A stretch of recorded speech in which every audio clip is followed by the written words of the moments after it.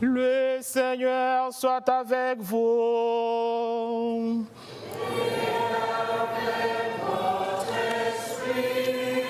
L'évangile de Jésus-Christ selon saint Luc.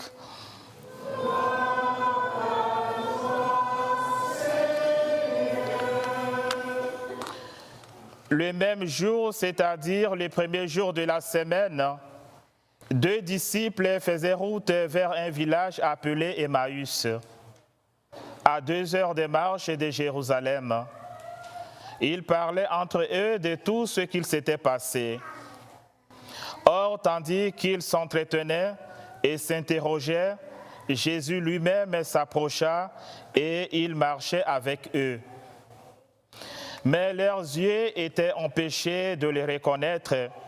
Jésus leur dit: « De quoi discutez-vous en marchant ?» Alors s'arrêtèrent tout tristes.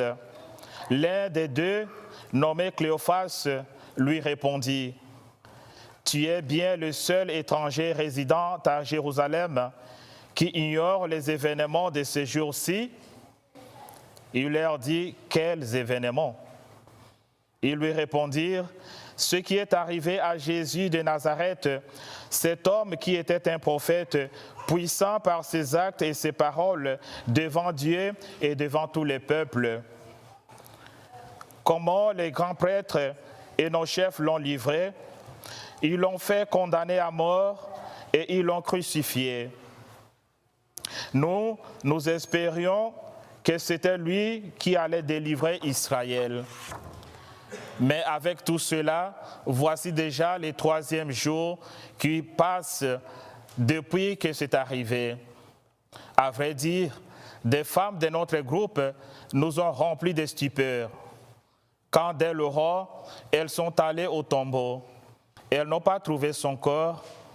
Elles sont venues nous dire qu'elles avaient même eu une vision des anges qui disaient qu'il est vivant. Quelques-uns de nos compagnons sont allés au tombeau et ils ont trouvé les choses comme les femmes l'avaient dit. Mais lui, ils ne l'ont pas vu. Il leur dit alors: « Esprit sans intelligence, comme votre cœur est lent à croire, tout ce que les prophètes ont dit, ne fallait-il pas que le Christ souffrit cela pour entrer dans sa gloire ? Et pourtant de Moïse et de tous les prophètes, il leur interpréta dans toute l'Écriture ce qui les concernait. » Quand ils approchèrent du village où ils se rendaient, Jésus fit semblant d'aller plus loin. Mais ils s'efforcèrent de les retenir. « Reste avec nous, car le soir approche et déjà les jours baissent. » Il entra donc pour rester avec eux. Quand il fut à table avec eux, ayant pris le pain, il prononça la bénédiction et l'ayant rompu, il leur donna. Alors leurs yeux s'ouvrirent et ils les reconnurent. Mais il disparut à leur regard. Ils se dirent l'un à l'autre: « Notre cœur n'était pas brûlant en nous, tandis qu'il nous parlait sur la route et nous ouvrait les Écritures. » À l'instant même, ils se levèrent et retournaient à Jérusalem. Ils y trouvèrent réunis les 11 apôtres et leurs compagnons qui leur dirent: « Le Seigneur est réellement ressuscité, il est apparu à Simon-Pierre. » À leur tour, ils racontaient ce qu'il s'était passé sur la route et comment le Seigneur s'était fait reconnaître par eux à la fraction du pain. Acclamons la parole de Dieu.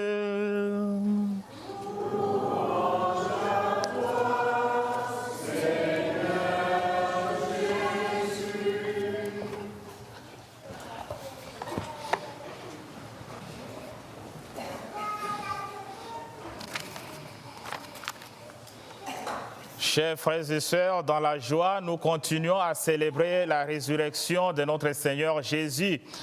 Et aujourd'hui, ça tombe caduc, c'est le 3e dimanche de Pâques.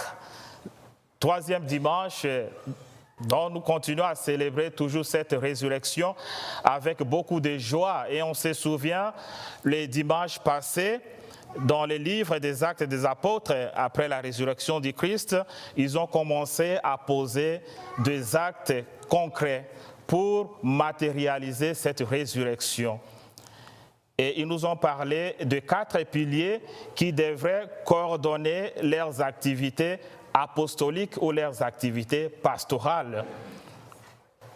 Le premier axe, c'était être assidu aux enseignements des apôtres.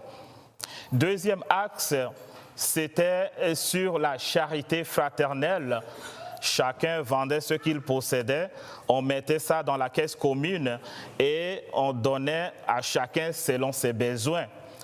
Troisième pilier, c'était centré autour de l'Eucharistie. Ils avaient un repas commun. Ce repas était là pour les fortifier. Ce repas symbolisait l'Eucharistie que nous célébrons aujourd'hui. Et le dernier pilier, qui est très important, c'était la prière. La prière parce que dans leur mission, ils devraient continuer à garder cette relation avec les ressuscités. Ils devraient continuer à garder cette relation avec Jésus-Christ qui est ressuscité d'entre les morts pour justement avoir la force, avoir le courage, avoir les ailes de parler de Jésus-Christ partout dans le monde entier. Et nous avons suivi aujourd'hui, armés de cet Esprit Saint, ils commençaient à parler publiquement aux Juifs. Jésus que vous avez exécuté, mais que le Seigneur a ressuscité, il est à jamais vivant. Il est à jamais vivant. Et ça, nous avons déjà la première leçon pour nous. Un peureux ne peut pas parler du Christ. Il faut être armé du courage, il faut être armé de force et d'esprit, de force psychologique pour parler de Dieu. Et surtout dans notre monde aujourd'hui, le monde de plus en plus sécularisé, de plus en plus, Dieu, Église, c'est quoi ça, cette histoire, n'a pas de sens, c'est difficile de parler de Dieu. Donc nous allons demander cet esprit de courage, cet esprit de force, des ailes, de parler du Christ partout.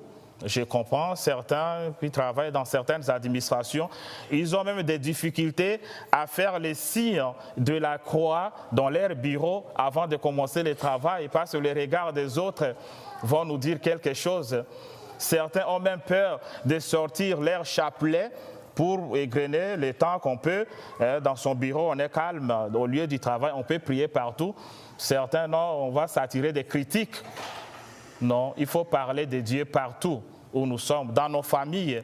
Même si c'est difficile à attendre, mais il faut toujours parler de Dieu avec courage. Et ça, il faut être armé de l'Esprit Saint. Et l'Esprit Saint nous guide tous les jours parce que Dieu ne fait pas de différence entre les hommes. Et ça, nous tombons dans la deuxième lecture. Il n'a pas de partialité. Dieu nous aime tous de la même manière et nous sommes tous enfants de Dieu. Il nous a donné ce charisme à nous tous de parler de sa résurrection, de montrer son visage partout où nous sommes, en commençant par nos familles, de ne pas se fatiguer de parler de Dieu à nos enfants, même quand bien même qu'ils ne viennent pas à l'église pour le moment.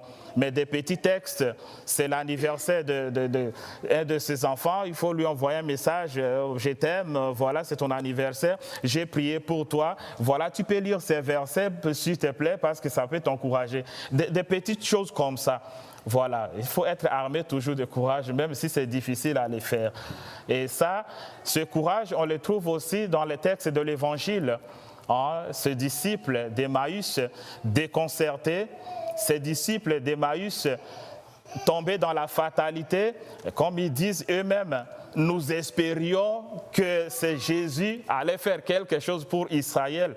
Mais voilà que 3 jours disparus, il n'a pas de grandes nouvelles, sauf que des femmes sont allées, ils ont vu des visions, et puis bon, ça ne change pas notre position. Nous pensons retourner au village pour continuer notre métier.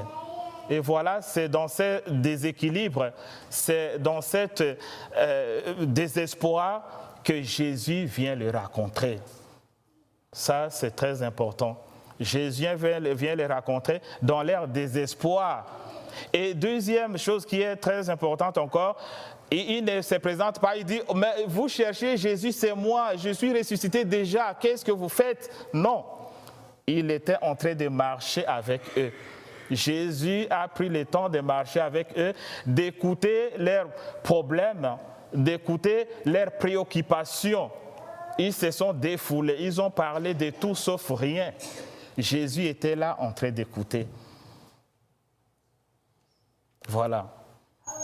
Chacun et chacune de nous, à son niveau, a déjà fait cette route d'Emmaüs, a déjà fait cette expérience de la déception, chers frères et sœurs.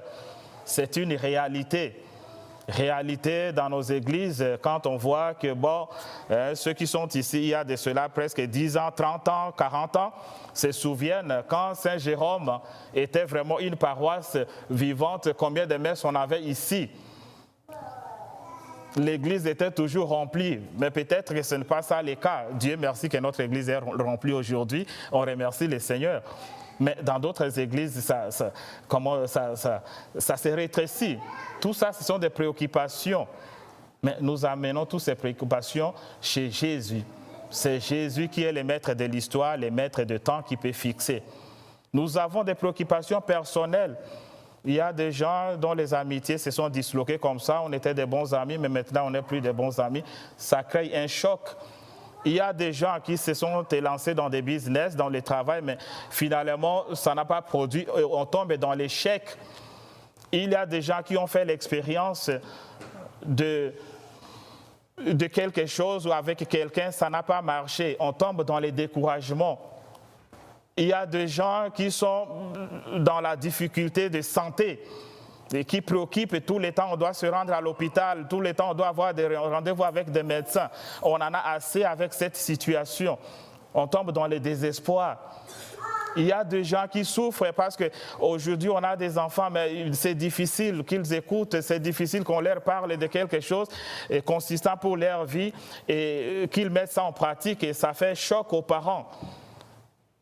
Il y a des gens qui sont tombés dans l'alcoolisme, dans des drogues, tout ça. Ce sont des signes de déception. Mais voilà, Jésus est là, il est en train de marcher avec toi, mon frère, il est en train de marcher avec toi, ma soeur. Il connaît cette réalité-là.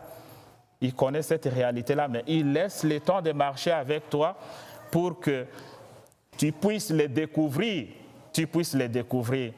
Ses disciples ont découvert Jésus à la fraction du pain. On dirait que c'est la dernière opération. Tout le temps qu'il expliquait les Écritures, non, il ne comprenait pas. Mais quand il a pris le pain, il a rendu grâce. Il a coupé, il a commencé à donner, leurs yeux s'ouvrir. Le texte dit leurs yeux s'ouvrir. Que Dieu ouvre nos yeux de la foi aujourd'hui. Que ce soit branché sur Jésus.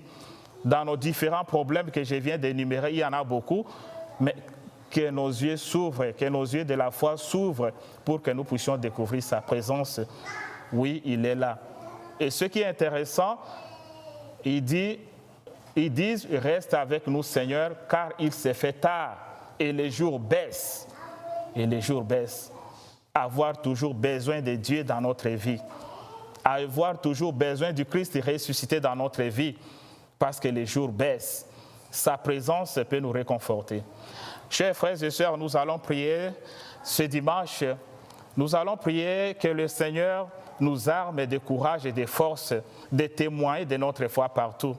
Nous allons prier qu'au milieu de nos désespoirs, au milieu de nos difficultés, que nos yeux ne se ferment pas, mais que nos yeux s'ouvrent pour reconnaître sa présence. Il est là au milieu de notre vie.